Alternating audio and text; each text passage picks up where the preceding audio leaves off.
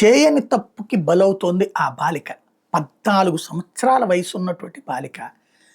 ఎవరైతే వాళ్ళ నాన్న తెలుగుదేశం కార్యక్రమంలో ఊరేగింపులు మన విజయోత్సవం సందర్భంగా ప్రాణాలు కోల్పోవడం, ఆ చనిపోయినటువంటి వ్యక్తి భార్య అయినటువంటి ఆవిడకి మతిస్థిమితం సరిగ్గా లేకపోవడం, వాళ్ళ 14 ఏళ్ల కూతుర్ని అత్యాచారం చేస్తూ వీడియోలు తీసి దాన్ని మళ్ళీ మళ్ళీ చూపించి భయపెట్టి 18 మంది అత్యాచారం చేశారని తేలింది. అన్నిటికంటే అరాచకం ఏంటంటే, ఇప్పుడు ఆ అమ్మాయిని ట్రేస్ చేసి అమ్మాయి దగ్గర స్టేట్మెంట్ తీసుకుంటే 8 నెలల గర్భమని తేలిందట. నిజంగా అసలు ఆ బాలిక భవిష్యత్ ఏంటి?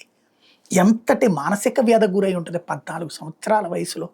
జీవితం ఎలాంటి పరిస్థితి ఉంటుంది అమ్మాయిది మానసికంగా? ప్లస్ ఇప్పుడు ఈ టైంలో కడుపు తీయడానికి లేదు. ఇప్పుడు బిడ్డని కనాలా? ఆ బిడ్డ భవిష్యత్ ఏంటి? అసలు నిజంగా మనం మానవ జీవితంలో ఇలాంటి దారుణ కృత్యాలు మన కళ్ళెదురుగుండా కనబడతాయి. ఇందులో ప్రభుత్వాలు తప్పు చెప్పట్లేదు నేను. అలాంటి రాక్షసులు బిడ్డలాంటి అమ్మాయి పట్ల చేసిన ఈ అరాచకాన్ని ఎలా చూడాలి అసలు?